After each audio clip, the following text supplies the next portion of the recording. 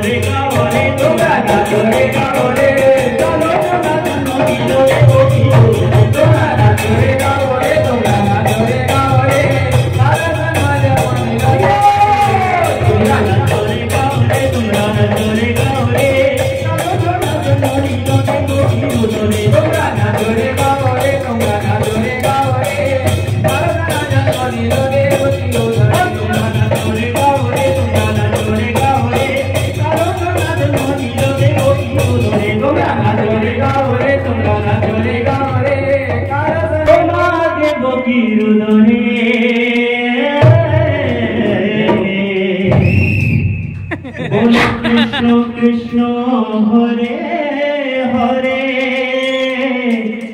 Hare Ram Hare Hare Hare Hare Ram Hare Hare